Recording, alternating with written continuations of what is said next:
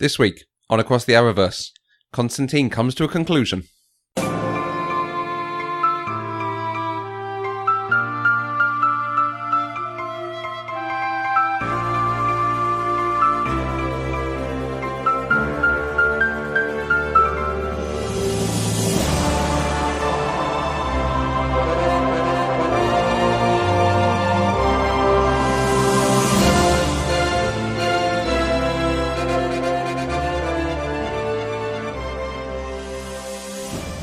Hi everyone, and welcome to Across the Arrowverse.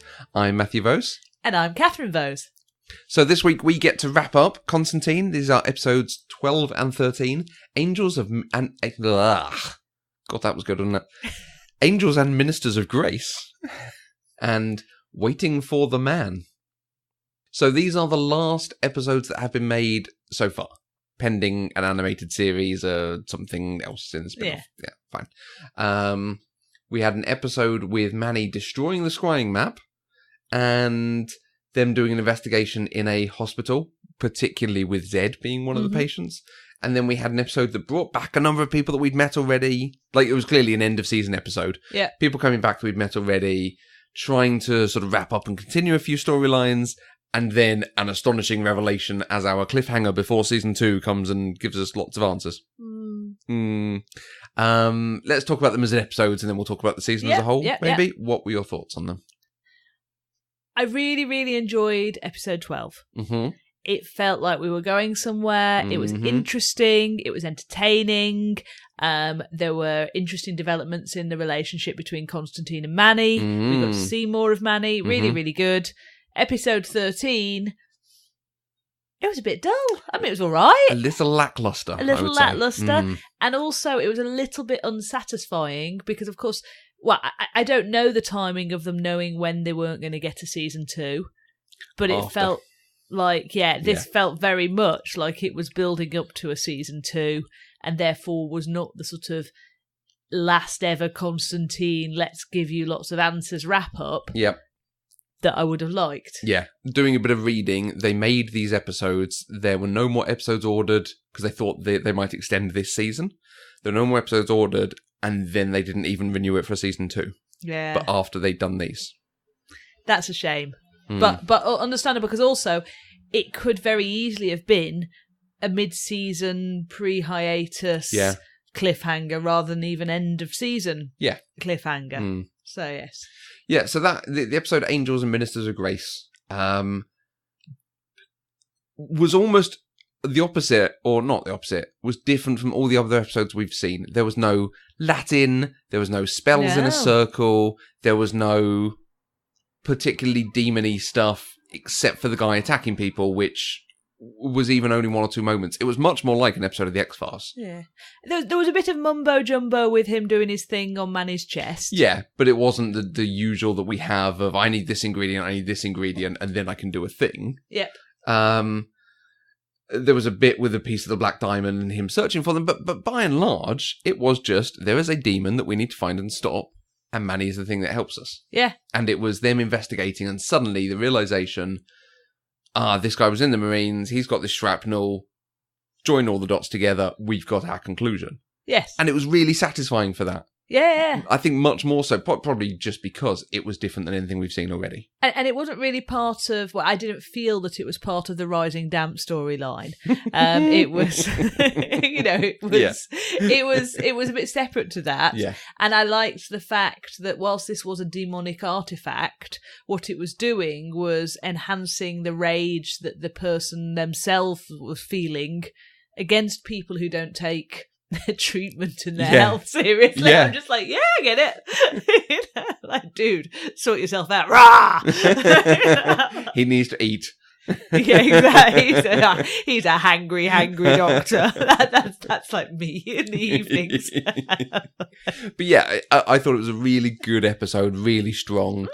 I had been thinking all season, not all season, for the last few episodes at least, that Manny was going to end up being trapped on Earth in some way, like this. Yeah. So, I really enjoyed seeing it. Yeah. It was a bit contrived to have him feel physical pleasure, but it was still fun. Yeah. The doing of it. And it would have been interesting seeing him experience eating and experience other things. That it was interesting. But they then reneged on that at the end, and to be fair, using his angel powers was useful. Yes. Yeah. I think that the sort of the slight levity that watching Manny experience those things did counterpointed the sort of the dark place that Constantine himself was going to. Yeah. He was not a nice man that episode, but they did explain that this was because actually he was feeling too much. but Men can't process emotions. But he was a bit of I'm trying to find a word that doesn't involve profanity, but it was a bit hard. Yeah, I liked him for that. I will admit it's very reminiscent of Angel Season 2, where he goes very dark. Right. And I enjoy that season very much. I like that twist on the character and doing something unusual. I liked it here as well, because he was still doing his job, he was still being very capable, but there was an edge to it that is always hinted at but never given. I suspect they have been trying to get there all season, because the other thing they're doing is they're showing him smoking now, that we've not really had. It's only been the last few episodes. Like properly chain smoking as well. And you're not allowed to smoke on telly unless you're a dark person. Exactly, so they were clearly going somewhere with this. But the reason he was feeling all those emotions is finding out about Zed.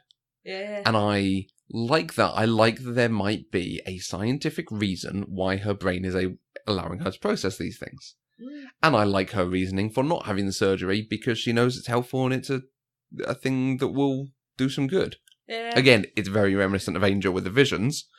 But it worked, and I liked the pressure it was putting on him as someone who was possibly the smoking and the possible cancer from that and so on.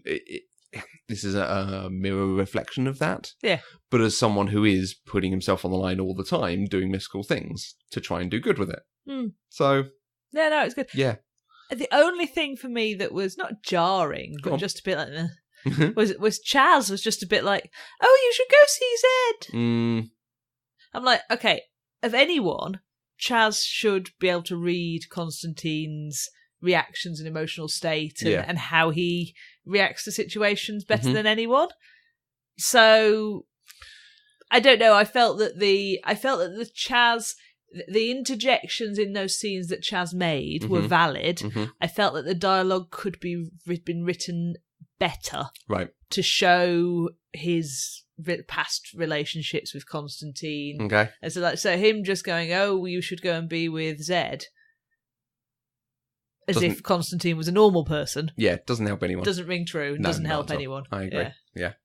So that episode 13, which gave us, like I say, a few characters coming back that admittedly I did have to look up because we've watched this over a protracted period.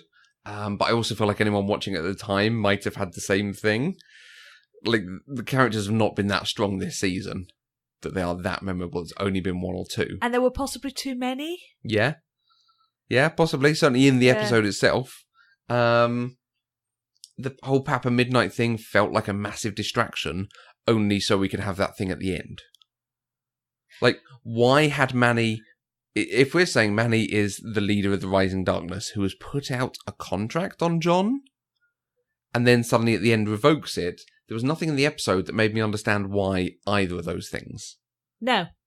Other than to contrive Papa Midnight, who we have met earlier, coming after John, and then not coming after John.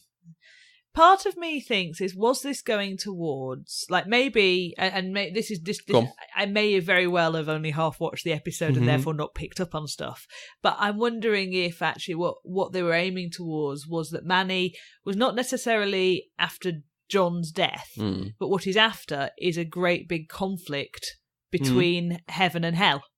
Yeah. And so what he's doing is he's building up the strength on either side, because what he's aiming for is the conflict, not necessarily the resolution of that conflict. He just wants chaos. He wants the war. Maybe he wants it decided once and for all, which is more powerful, heaven or hell. Yep.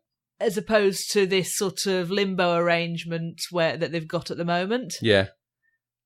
Possibly. Don't know. Yeah, I'm not sure. I don't think we've had particular evidence either way. No. But yes, I like that read on it. That would be an interesting thing. He's just looking for each side to be antagonistic towards the other, Yes. But openly so, not just insulting. And he doesn't want his key soldiers on either side killed off too early. Yeah. Because it would be over in a skirmish if they got rid of John right now. Yeah. Again, it's incredibly like Angel with the powers that be and them as the heroes on Earth and the powers that be against them, and which did it so well. I can't help but see it in this. Yes. But but that from I was thinking, okay, is that what's going on here? Yeah. But possibly. I don't know either way. But I must admit, the Papa Midnight aspect of that storyline, I don't think I was paying enough attention because I'm not sure I could even tell you what the point of it was. No, me neither. He was just sending people after him, and it was... initially, I thought it was a point to separate John from the rest of them while they went and did the thing about the girls who were locked up, which didn't really come to anything also. It was just a distracting story. But even after that, even when John did get separated, he still ends up joining them and helping them solve the mystery and cure everyone. Yeah. So, I don't know. I think it was a little bit of a confused episode for that, because in theory, the point of the episode is to set up the big end sequence. But equally, the thing with the girls was like a Monster of the Week. Yeah. So it's like they had 2 episodes mishmashed into one, and therefore there was too much content, and so it was unclear what the overall plots and the arc was supposed to be of the episode. Yeah. I get that they have to be investigating something whilst the threat comes against John, but they appeared to be investigating 2 things. One thing led to the other whilst this was going on. Who knows? I did like John's defeat of Papa Midnight using the corpse that he'd reanimated. That was actually quite a nice way to go. It would be interesting to see more of that kind of using the spiritual realm, but in a... it's not mundane, but just in the real world to deal with problems. Yeah. Whereas it's always been, right, there's a demon, I need a spell.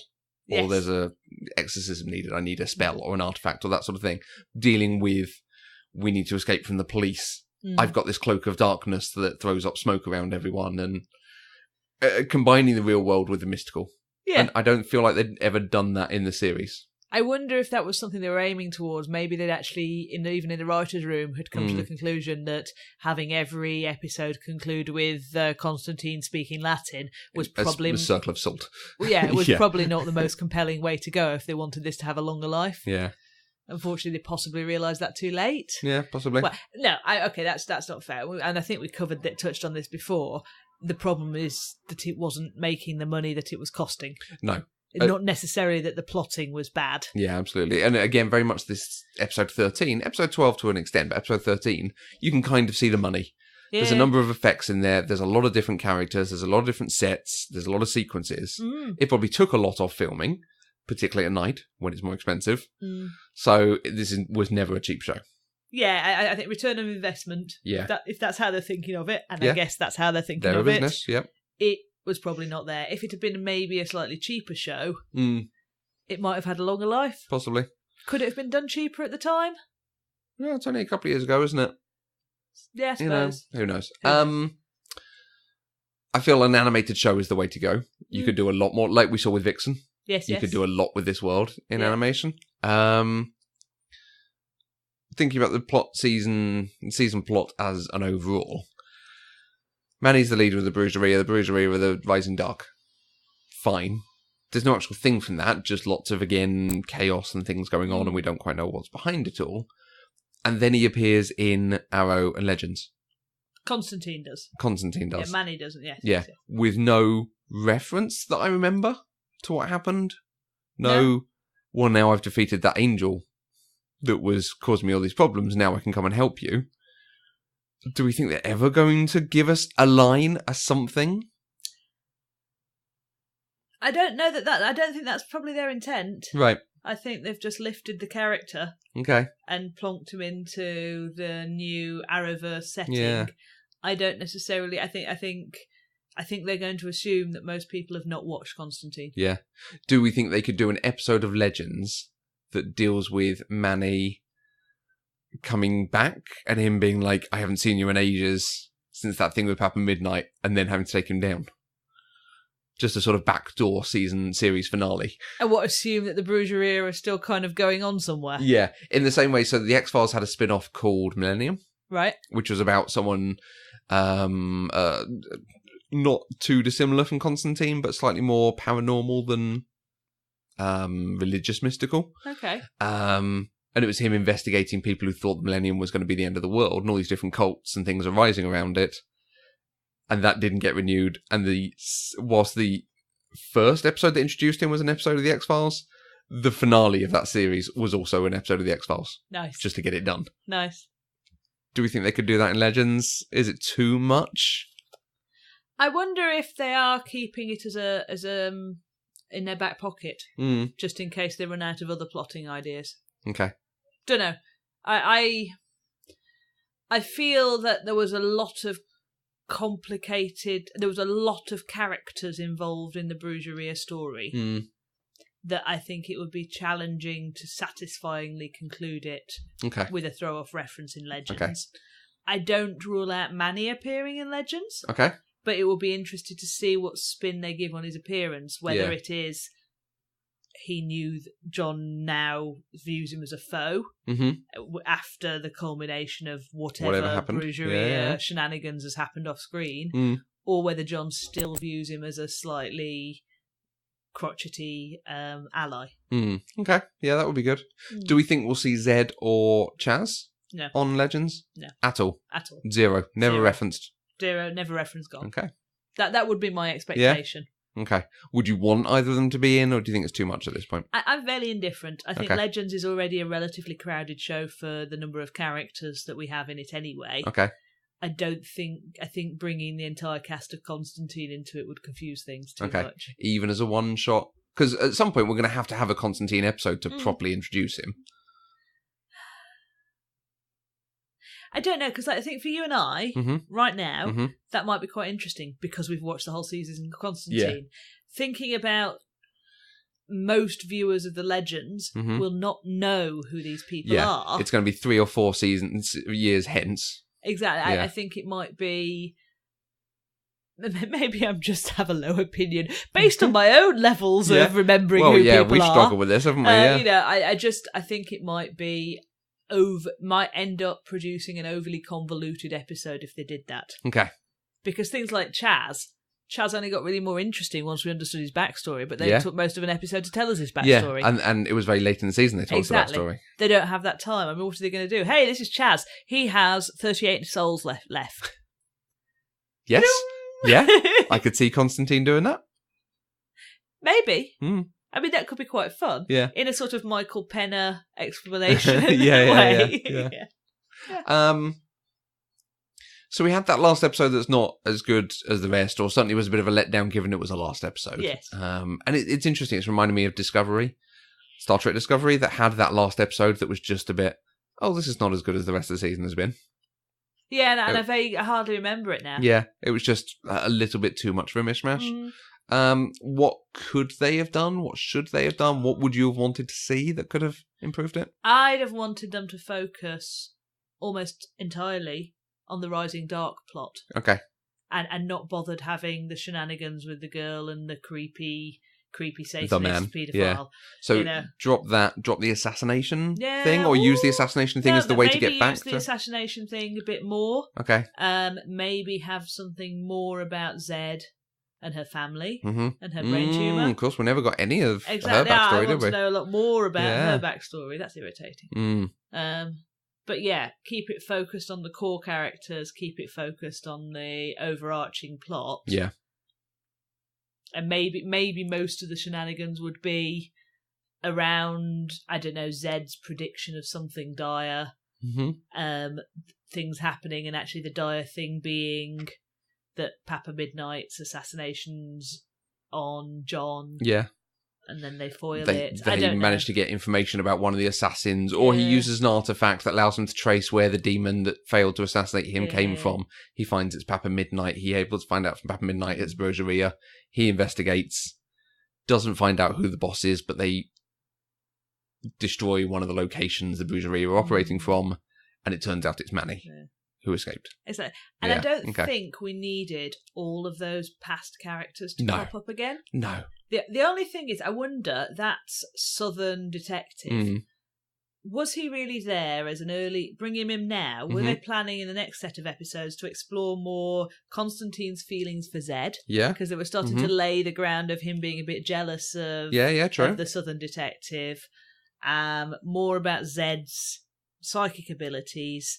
And he was probably going to be killed off in maybe another 2 episodes. Maybe, or say. Join the team. Have a love triangle. Yeah, for a while, and then he's killed off because Zed's visions are never wrong. Oh, true. Yeah. That's what I was seeing him as. He's a 2 to 3 episode catalyst for Constantine's romantic feelings towards Zed. Yeah, that would have been interesting. Yeah, and have it her mission to try and stop it. Yeah. Yeah. So Constantine ended up as a 1-season show, as is at the moment. Would you recommend anyone watch it? No. I mean, I think I agree. I mean, don't get me wrong. I if that had been the start of something that then led into another 2 or 3 seasons and culminated with a satisfying conclusion, I would not say that was a bad first set of episodes as part of a bigger thing. But the fact that it ends the way it did and there was no satisfying conclusion to half of the storylines, I wouldn't want anyone else to be as irritated as I am. I don't think I got enough from the episodes. There were 2 or 3 good episodes in there that you could probably watch without watching the rest of it anyway. But by and large, they were not strong enough to support the frustration we've ended up with and the kind of lackluster feeling of, and it ended. Oh, well. Okay. Exactly. I'm not going to be worried and looking up fan fiction about Zed to find out what other people have thought. No. It would have been interesting to know, but it wasn't to be. Exactly. Okay. Exactly. Okay. Great. So we've now finished Constantine. Yep. We are still probably a couple of months off the next episodes of the Arrowverse picking back up again. And potentially we have a new show coming as well. Yep. With a Batwoman, I think it is. Or Batgirl. Cool. Batwoman. I'm here for Batwoman. I am very much. Yep. Is it Batgirl or Batwoman? Either. I'm here for it. I think it's Batwoman. Okay. Yeah. Yeah, which is different than Commissioner Gordon's daughter. So, right. Great. So we've got a few more things we could look at. We could look at Smallville. We could look at the original Flash. We have a Justice League film that I would particularly like to watch. So I think that might be the next one. Not the Justice League film. I've watched that. I've watched that twice. I don't need to watch it again. And I know you want to watch it more. I'm good for a while on that one. I mean, don't get me wrong, I didn't hate it, but we're good. Well, until there's a Zack Snyder cut, I would be interested in the new variation of that film. There is a Justice League animated film. Okay. Called Justice League Dark. Okay. Which has Constantine in it. Okay. Played by the chap who plays Constantine here. Okay. So it has an Arrowverse tie-in. Let's do that next. So that's our next one, I think. Yep. So we'll be back with that in a couple of weeks. And then we'll be, I think, as we get nearer the new shows coming out, maybe we'll watch some trailers. Maybe we'll have a discussion about what we think for the new season and what we want to see in them. Yeah. Terrific. Sounds good. So that wraps us up for another week. If you have thoughts, questions, or comments, you can use the hashtag ATAV on Twitter. Or you can find us on Twitter, Facebook, and Instagram as Eloquent Gushing. If you want to help support us, please check out our Patreon page where you can get access to exclusive content across all our shows. Go to patreon.com/eloquentgushing. And don't forget to visit the homepage, eloquentgushing.com, where you can find the other shows across the network and subscribe to our weekly newsletter with all the goings on. Thanks for listening, and we'll see you across the Arrowverse.